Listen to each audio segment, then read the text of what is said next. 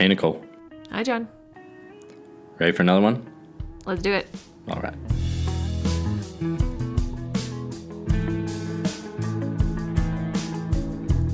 I'm Nicole Mears. I'm John Davis. And this is our podcast, Shape the Conversation.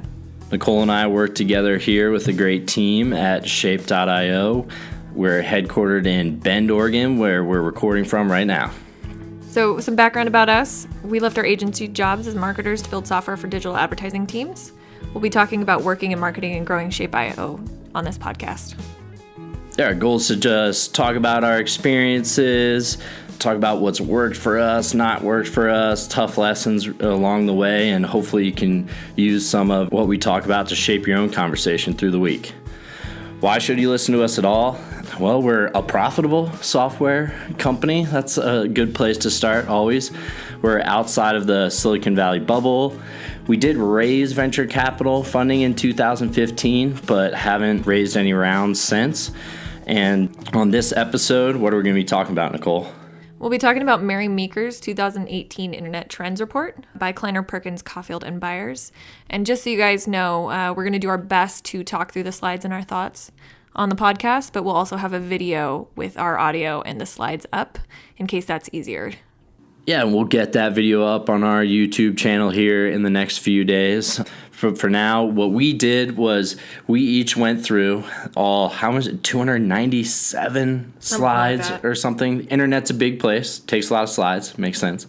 And had each of us go through and pick what we found the 10 most interesting. No necessarily too many parameters around it, but just 10 slides that stood out the most to us. Nicole went through, picked 10. I went through, picked 10. And how many were the same? None. Not a one. I thought there'd at least be 3 or 4, but I think it shows how interesting this report is and why it garners the attention it does when Mary Meeker puts it out. So, all right, Nicole, where'd you start?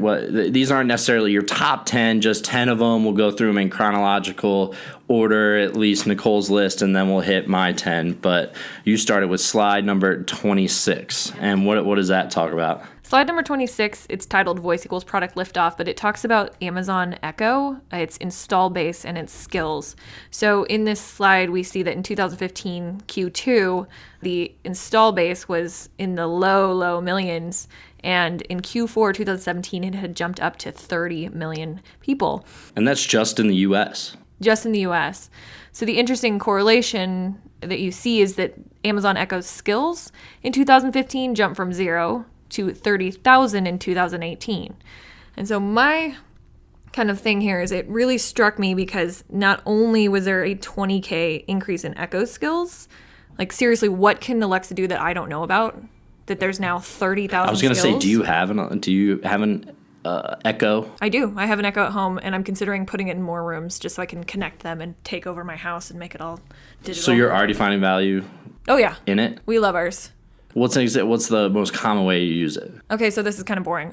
We use it a lot for asking the weather and setting timers, but there's a lot of things that I know it can do. Like I said, there's a lot of things I know it can do. So the interesting thing for me, and I know Alexa isn't Google's assistant, but you talk about how Google's assistant is now going to be able to book appointments and not even really let the person on the end of the phone call know that it's artificial intelligence.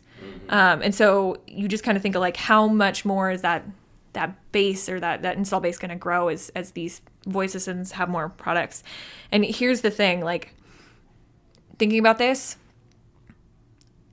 eventually, will this thing be able to cook dinner for me or will it be able to clean my house? And what I thought about is that if you have a Bluetooth enabled Roomba or you have a Bluetooth enabled Instapot, Alexa can probably connect with those and start the process, which is scary. I mean, we're headed towards robots. Yeah, I think we could do a whole episode on Amazon Echo Assistant, how they might affect, your day-to-day life, but also start creeping into work life a little bit more. I know we just ordered our first Echo here for the office to kind of help out, so I think I'm interested to see how it affects our flow too.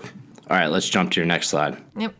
Slide 36. This is really just a message. It says it's crucial to manage for unintended consequences, but it's irresponsible to stop innovation and progress.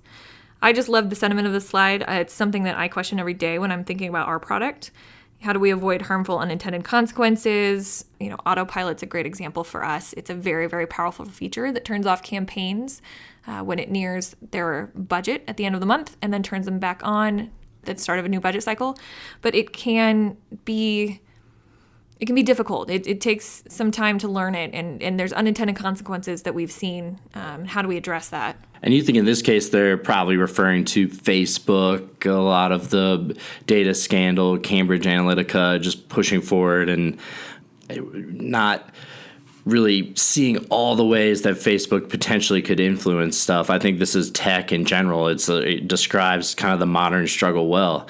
I don't think you're ever going to stop tech or curb the progress because the free market likes great solutions, and tech is often the best solution to a problem. And so I think it is a great message because it means we need to be conscious of how we manage tech. Not the question isn't anymore like if tech will take over our lives and become more and more a part of our lives. I think that ship has sailed, and it will. All right, let's jump to your next one. This was one that I almost included on my list, but didn't. All right, slide 163 is titled Technology Equals Makes Freelance Work Easier to Find, and that freelance workforce is growing about 3 times faster than the total workforce. So I'm not going to go over the percentages here, but you can see those in the slides that we'll post. Yeah, but freelance workers are growing at over a 3x pace from the total workforce. Like it says, why do you think? You have any theories? I do. I think the ease of connecting and networking to find jobs, in some cases like our digital advertising world, you see these groups of peers willing to pass along referrals. Whereas previously that had to happen on phone calls or emails, which were even, that's still fast, but not super fast. How these Slack communities, Reddit communities, etc., that are passing all this along. So technology is really enabling that freelance workforce to grow really, really quickly. And, I think we're seeing these more kind of like freelance environments or freelance kind of apps or technology that's enabling that even more. Yeah. And this is also just USA data to look at. And in my opinion, there's one reason why this is really growing, and that's healthcare cost. I think freelance employees being able to bring on a consultant, pay a few months here or there, not have to take them on as a fully loaded employee, pay benefits, everything is another reason I think kind of pushing that freelance total up. That, and you also have the ability to work on your own timeline and time frame. And I think that's becoming more exciting to people as well. Yeah. All right. Next one, slide 165. On-demand workers. So there's 5.4 million, which is a 23% growth over the last year, I believe. So real quick, sorry to cut in. What is an on-demand worker? I was going through the slide and I didn't know. And I didn't Google it. I just said I'm going to ask when we talk about it. An on-demand worker is someone who, in the moment, you're going to ask to do a job. So if you think about an Uber driver or maybe a TaskRabbit person, that's someone who's using an app to connect with you to do a job that you want done right now. Got it. Fiverr, maybe something like that. Got it. Okay. Yeah. So the jump is from 5.4 million in 2017 to 6.8 so far in 2018, and we're not even halfway. Well, I guess we're halfway through the year right now. The interesting thing for me is to think about is like oftentimes you are someone with a full-time job, but you want to work in the moment. Like if I didn't have an infant, an 8-year-old or 8-month-old right now, I might consider picking up some side jobs. And I think you're seeing a lot of that kind of expand. And again, it goes back to technology. It's just making it easier to pick up those jobs, whereas that market didn't exist. Yeah. I wonder how many Uber drivers there are in the U.S. right now. I have no idea. Me either. All right. Next slide, 174. So this again connects with that last section or that last slide. Yeah, speaking of Uber. Yep. So it says no Uber driver partner is ever told where or when to work, and that this is kind of remarkable. They get to decide, like I said, when and where they work, but at the same time they're also able to not choose when they don't want to work or where they want to work. So the interesting thing for me here is the point that worker autonomy simply doesn't really exist in other industries right now. You see this in Uber, and it makes sense. But is there anywhere else that this could work? I don't know. Uber may be a shiny unicorn. Yeah, I think if you're looking at on demand, I think naturally those are kind of fit this bill. But I do think there is movement in software and tech generally a little bit more to this, picking when you want to work. If you want to go for a run in the middle of the day, it's all right. People know you can have your laptop, so I'm going to work from home today. We have a really fluid office kind of set up here. Nobody's required to spend hours. You on support sometimes and we have to make sure we have coverage during business hours and somebody's here. But I always like to think about kind of the office as an option for people to come to and work. And that's where I think, employers and people need to think that way and be treated the way they want to be treated. A lot of people like being an Uber driver because they are their own boss, setting their own schedule and being entrepreneurial. And I think if you're going to have great people around you, you need to encourage that in everybody's life. That's part of your team. Absolutely. All right, next one. Another text-based slide here from Nicole. Really powerful data visualizations. Slide 202. Hey, it makes it easier not to have to talk about the graphs. Fair enough. All right. So this one is a quote from Sundar Pichai. We really should know that. I know. My apologies for butchering that. But he's the CEO of Google. And this is from February of this year. And I'm just going to read the entire quote out, which is, AI is one of the most important things humanity is working on. It's more profound than electricity or fire. We've learned to harness fire for the benefits of humanity, but we had to overcome its downsides too.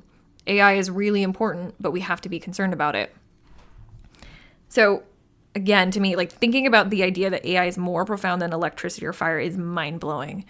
And also thinking about the fact that, okay, fire was invented a really long time ago, but electricity really 125 years we've had it. Yeah. Maybe a little bit longer. Gosh, because it's 100. Hold that thought for one of my slides that has data that will answer your question. But again, how do we harness it for the benefits of humanity while overcoming the potential for abuse and inherent risk? AI is very scary, but it's also incredibly exciting. Yeah, I mean, Google and parent company Alphabet, they famously describe themselves now as an AI-first company.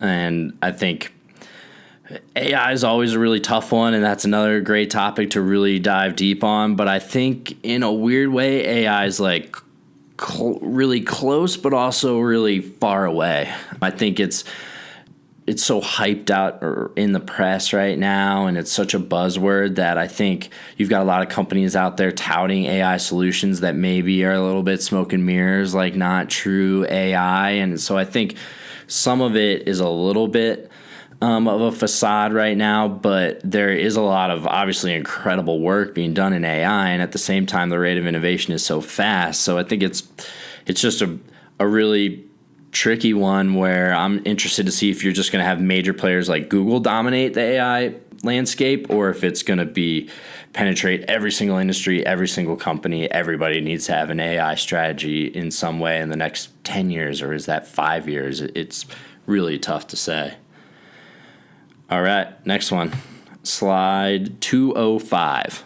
So this slide it's titled Most Online Customers Share Data for Benefits. And in the US, 79% of us are willing to share personal data for clear personal benefit, while 66% of us are willing to share online data with family and friends. It's crazy to me that almost 80% of us are willing to share personal data for clear personal benefit. Now, it's pretty concerning when you have these stories about like Cambridge Analytica and ads being targeted to you based on your political preferences and how that's kind of influencing the decisions you make. But what I was thinking about is, what is the actual percentage of daily active users Facebook has lost? From everything I heard, it wasn't huge, but that was a couple weeks ago now. Q1 2018, Facebook added 48 million daily active users. Well, and that's my next example. Like, to give you an example here, I have friends tell me all the time about how they see these ads on Facebook and they're like, why am I seeing this? Or this is super creepy. And yet every time I tell them how to hide that ad or how to, mute that ad or how to even wipe out their preferences, they say they never end up doing it. And that's because to them, I think it's more useful to have ads that are contextually relevant to them, even if it is slightly creepy sometimes, than it is to completely wipe that slate clean and get really untargeted ads. Yeah, definitely. And that's a problem we're really close to, thinking about advertising a lot and where Facebook fits into that picture. And I think we need to, as marketers, explore a little bit more the mindset of the general public with our day-to-day and ask more people around us like how they're seeing those ads, because you get a lot of interesting stuff when you ask your mom about Facebook's ad she sees and her impression of it. All right, next slide here, slide 218. So I kind of cheated on this one because it's actually 217 and 218 that I really want to talk about here. Snuck it in there. But what this slide shows is that today's top 20 worldwide internet leaders, there's 11 in the US and 9 in China. And the interesting thing is that in 2013, there were 2 Chinese public-private internet companies on that list. Now there are 9. Yeah, so what this is saying is out of the top 20 internet properties, all of them are USA or China-based. Yeah, that's nuts to me. It is, right? Crazy. I don't really have anything other to say than that. There's not too much else to say, I think. The growth there was notable for me, and also the split between US and China. Yeah, and I think internet-wise, it's interesting how little those economies really overlap. You know, Google really isn't that prevalent in China, which is kind of a crazy thing to think about. All these other social networks and search engines are really to just serve the Chinese market. And then even with just that, their market values in the 500 to 600 of billions of dollars without even being able to serve like the global economy too much with their services, just serving the Chinese market. That's how big it is. That is crazy. All right, next slide. 233. So this one talks about lifelong learning and how there are 33 million learners, which is a growth of 30% according to Coursera. So in 2014, we were at 10 million. 2017, we're now at about 33 million. The interesting thing for me, I guess, is just, someone who tries to consume multiple books a month and continue learning, well, at least before I had my son. It's good to know that I'm not alone as a lifelong learner. Kind of the largest pops are or the populations, not pops, sorry, are in North America and Asia. And the interesting thing for me is you see a lot of these top courses on this list: machine learning, neural networks, mathematical thinking, programming for everyone. I think it's highly indicative of where we're headed from an internet trend. Yeah, and what we talked about, freelance, remote work being easier than ever.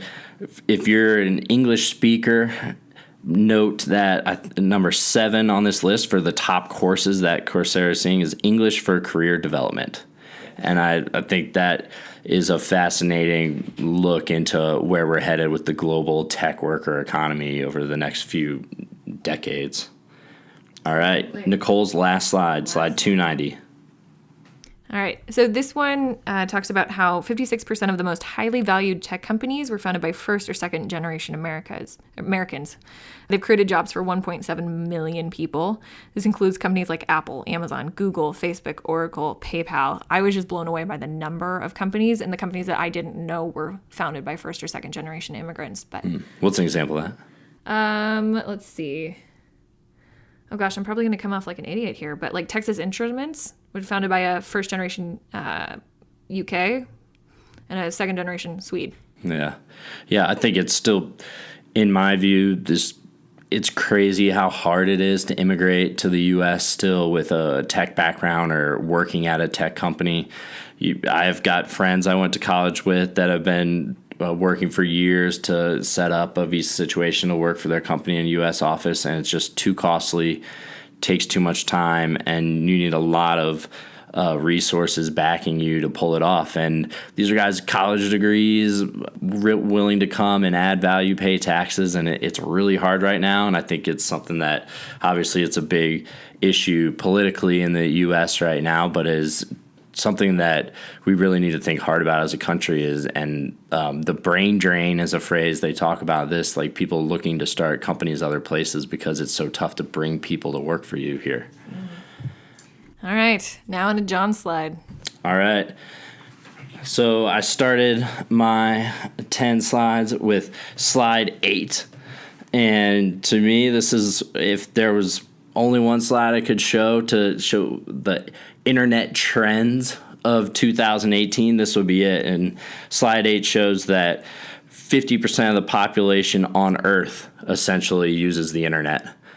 And that is an interesting tipping point, I think, in humanity. In a matter of 9 years, it's gone from 24% to 49%. Yeah. What's it going to take to get to 75? How fast is that going to happen?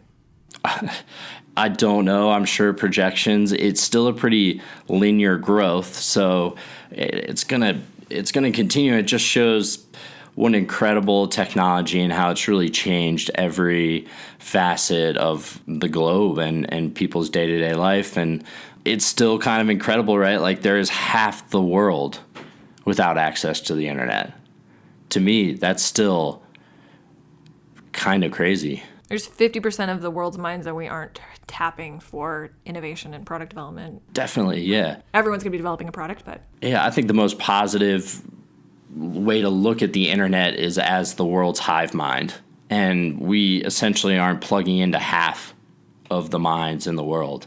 So for me, I think for all the baggage and the negatives that tech and the internet might come with, it's pushed progress and it's pushed humanity, and it's overthrown dictatorships and crazy things over the years. And I think we need to think about ways, how do we get that other 50% connected in to the internet and on the same page with the rest of us.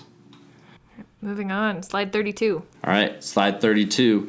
I love the simplicity of this number and this graph, and it is Facebook's annualized revenue per daily user. So this is, when it's all said and done, how much revenue, cash, Facebook is bringing in per year per everyone that uses Facebook. And that number is $34. So if you think about the billions and billions of users they have, that's all the revenue. But that number's up from $16, so more than 2x from just 2015. So in 3 years with Facebook's targeting and advertising, they've been able to 2x the monetization of people coming on the platform. And you have to imagine those are actually in markets that are not the U.S. in a lot of cases. So to be generating 2x of U.S. dollars off that is a pretty incredible stat, and shows how they've been able to monetize mobile, which was the big question 4 or 5 years ago. And you have some brilliant minds there just thinking about how to make more money off of Facebook users every day. Yeah, Facebook and their advertising, I think, is going to be a topic that's going to pop up on this podcast a lot over the next few months, especially as we're going to bring in some experts and talk to people really shaping the policies in Congress, too. So it'll be really interesting to see the Facebook story play out and chronicle it along the way. All right, next slide. Oh, yeah, and by the way, Facebook has 1.449 billion daily active users. I know. I'm just shaking my head. I can't. It's hard to comprehend. And like I said, they added 48 million active users in Q1 of 2018. Think about any other app or any other service adding 48 million active users. It would be the biggest story in tech about this new app that's growing at a crazy rate. All right, next slide I jumped to is slide 68. And this talks about the transformation of Google and Amazon and how they kind of are mirror images of each other. So this ad shows Google, they started as an ad platform in around late 90s, 2000 with AdWords, and they're slowly moving into becoming a commerce platform. So Google Shopping, delivering products from Google directly, ordering products from the SERPs, kind of competing more directly with Amazon, getting devices in your home to compete with the Echo. So Google would prefer you to have, your Google Home going in every room as opposed to your Echo. But Google started with the ad platform, moved to commerce. Amazon now is one of the biggest players in advertising. They've moved from pure commerce platform to an advertising platform. And I thought that was really just interesting how clear that the two of the biggest companies on earth have kind of come from either sides of the spectrum and are now meeting in the middle. Mm-hmm. For me, it's interesting to think about, does that market become smaller as these companies become even more pay to play? So are we, what happens when Google Home ordering only refers you to advertisers? Is that going to happen? Are we going to put in limitations to prevent that from happening? Yeah, I think it'll be fascinating to see how those battles play out. Google has Nest. the Google Home with the Assistant now. Everybody knows kind of the game is, okay, can we get a device in your home you're going to use and anybody in your family can call out to at any point? Is that going to run on our platform or the other guy's platform? And Google and Amazon are really the only two right now that have the entire infrastructure in place to deliver that kind of experience. Yeah, you've got that Apple HomePod, I think. It'd be interesting to battle them all against each other and see which one comes out superior. Yeah, maybe we'll do that. We'll get all three for the office and play around with them and do reviews or something. All right, jump my next slide. That is slide 96. So this is kind of breaks down a bunch of bar graphs of the percentage of time somebody spends consuming this media channel versus the percentage of overall advertising spend that goes to this media channel. So, for instance, print has about 4% of the overall attention of people, and that's way down from years ago, but they still have 9% of overall percentage of the advertising spend. Radio, they're in a deficit. They still consume 13% of people's attention, but only 9% of the advertising dollars. TV is the biggest player. They've 36% of people's attention is kind of consumed by TV, and they get pretty even 36% of the advertising spend too. What this slide really points out is mobile. Mobile's the big one where everybody's on their phone now, obviously spending more time than ever on mobile. 29% of people's attention is on your mobile phone. Mobile is approaching television in terms of reach and owning people's attention, but they only consume 26% of the advertising dollars. So there's still a 3% gap between what mobile is garnering in terms of attention and what people are monetizing right now, and that's where I think mobile continues to be one of the biggest stories in the advertising space because of that. How can you crack that nut? It's a smaller screen. Where can I get the ad? Absolutely. This really isn't surprising to me from a digital perspective. It's just a little bit sad to me as a former print journalist. The print is it's the worst. It's absolutely sad. And going down. I mean, I'm worried, especially the trickle-down effect of local newspapers and what that means in terms of society. But that's, again, maybe a podcast for another day. All right, my next slide was the very next slide, slide 97. This is one for me that I flip to immediately whenever Mary Meeker releases this report, and I try to see where it's at. And this is raw growth in internet advertising spend. And the graph shows that advertising continues to grow at 22% year over year the last 3 years, and total is up to $88 billion of ad spend, and this might just be U.S. numbers. Yeah, just U.S. numbers. So, and the big growth here again is mobile. Yeah, they break the bar graph into two: desktop and mobile. Desktop is actually accounts for less internet advertising spend today than mobile does, and I think that's an interesting stat too, especially us as B2B marketers trying to use that. Desktop is just, it's getting less of the attention. You need to be thinking about mobile and how your blog looks there, your website works there, how you can convert customers that way. Absolutely. Interestingly, coming from kind of our background in PPC and digital advertising, what's interesting to me is we've been hearing since 2009, it feels like we've been hearing every year is the year of mobile. But if you look at this trend and how it's progressed since 2009 with, 2014, 15, 16, 17 really being the massive growth from 50 to 60 to 73 to 88 million. Yeah, I mean, every year has been the year of mobile, even though it's getting really annoying hearing that. Yeah. Definitely. And for me, all the negativity you might hear about internet advertising, digital advertising, I think this continues to show that it gets the best results. The free market determines where they're going to put their advertising dollars.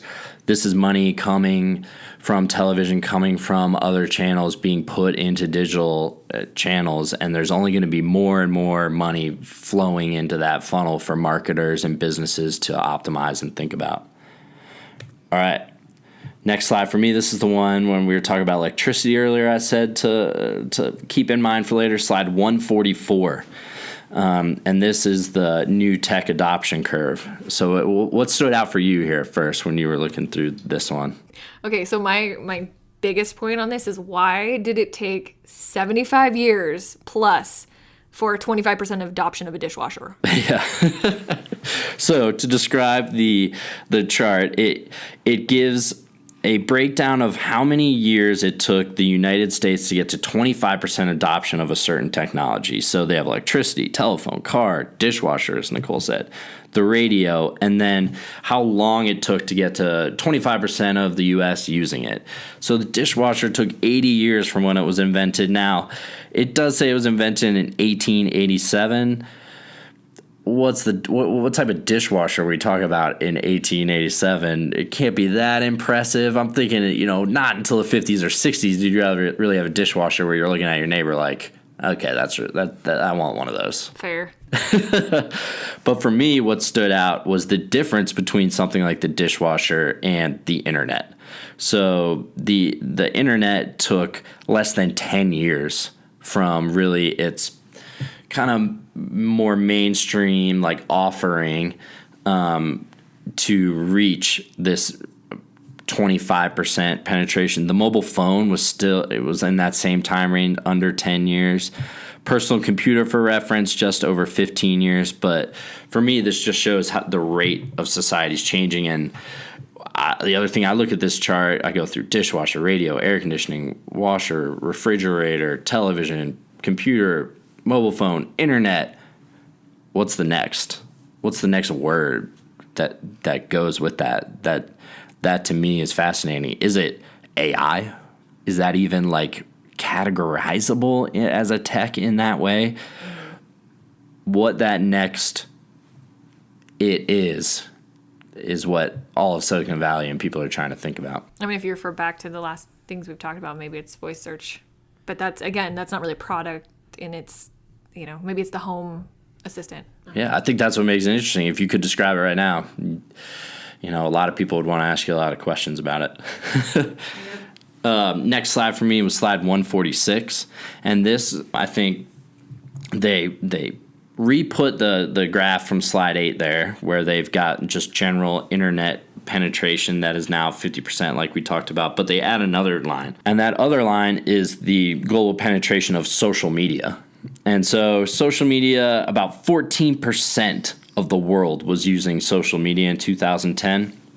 That number in 2017, 33% of the world is using social media. And the line with overall internet adoption going from 24% to 49%, they're running almost in parallel.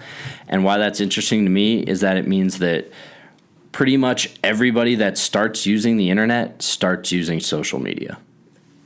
Yeah. See, and my takeaway from here was let's talk about the people in the middle though. Who are those 16% that are not on social media? Well, this is overall penetration globally. So I see what you mean. Those 16% are the same maybe that were back then. Yeah, I wonder where that, who that is that's not on Twitter. Maybe what's the demographic there? Is it older? Is it people now worried to be on social media with all the data stuff out there? It would be interesting to pry down in that delta and that 16%, but it does show that people who start using the internet kind of today, they use social media. It's absolutely impressive. Yeah. All right. John, my next slide, this is another kind of top level-ish sort of slide to look at. It's slide 191, and it goes through the American Customer Satisfaction Index scores of Amazon, Google, Facebook, Netflix, and Booking.com. And Amazon, their customer satisfaction index, 85%, well above the U.S. average. Google's 82%, well above the U.S. average. And even Facebook's customer satisfaction index, 72%, Netflix, 79%. What this tells me is you hear so many bad things sometimes about these companies, and there are new overlords, and that maybe some of the data gathering stuff they're doing, and no doubt I think they have a lot of maturing to do and they'll improve. But for the most part, Google's an incredible product. Amazon is an incredible product and experience, And 85% of people are, when push comes to shove, they're like, no, I'm satisfied with Amazon.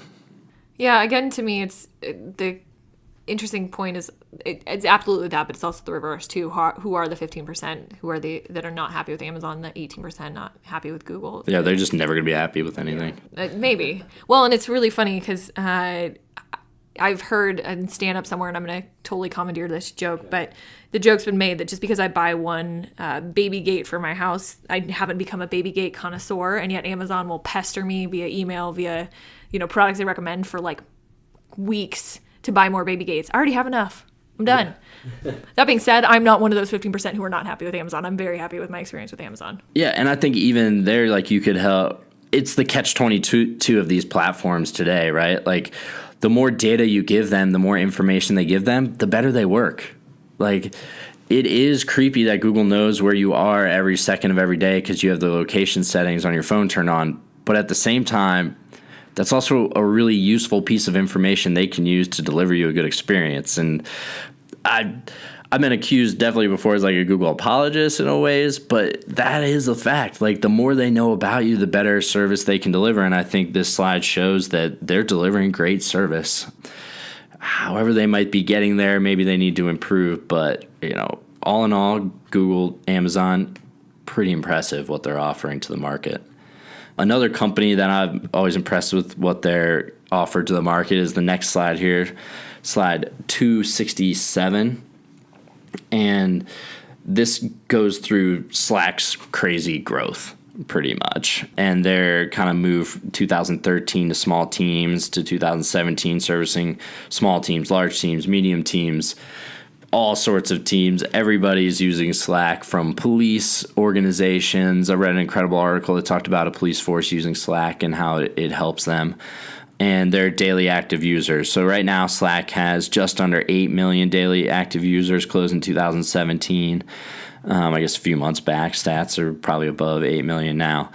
And 34% of those are paying customers. So these are people that, are delivering revenue to Slack. And I think it'll be interesting to see as Slack moves toward a position where they might be able to IPO, get a little more information on the financials. But it shows the workplace is changing, no doubt about that. Yeah, and this slide is titled Consumerization of the Enterprise Software Business Model. And so it's really interesting, again, from a product standpoint, to think about, is there anything we can learn from Slack that we can apply to our business to do that massive growth scale? Yeah, and to me too, it shows the kind of the meaning of B2C and B2B is a little like the way people buy. It's a little more similar now than it was 4, 5, 6 years ago, and I think Slack's a good example of that. They acted very much like a B2C, but are now one of the biggest productivity softwares in the B2B workspace. All right, my last slide, slide 280, and this is the United States of America income statement over the last 50 years. So what stood out to you, Nicole, here, looking at this graph? One very small green blip from 1996 to 2000-ish when we were positive, but the USA has had net losses for 45 of 50 years. Yeah, and I definitely don't pretend to understand all the macroeconomic conditions and forces at play here with this, but it is interesting to just see generally if you looked at the USA as a business, if we're generating a profit or loss, you can see we've never generated losses at a higher rate than we did through 2008 to 2012. And even still, 2016, the United States, we lost over $500 billion from a pure P&L perspective. Now there's a lot of bonds, securities, everything in there, but if you look at dollars in, dollars out to the USA income statement, we need to maybe find some ways to turn the tide here, and that's what I think we're kind of all in this together, and it'll be interesting to see where those red bars go over the next few decades. Absolutely. All right, so I think that pretty much sums up the Internet Trends of 2018 report, huh? Anything else? Yeah, no, I don't really think we have a finishing takeaway here because we have so many takeaways that we talked about. But, we'd be interested to see if you guys have any slides that really stood out to you. That, again, you're going to help you shape your conversations about digital advertising this week or in the future. Yeah, and definitely keep an eye on the blog. We'll get the video version of this up too, with the slides in the background, so you can visualize it as we're talking about it as an option too, but we'll get it in normal podcast form. Obviously, if you listen to it, made it this far there. We'll have all details, notes, our contact information, emails in the show notes. And thanks so much for listening, and talk to you guys next week. And do we have a better outro yet, Nicole? Other than over and out? I like over and out. Me too. All right. Over and out. From Bend, Oregon.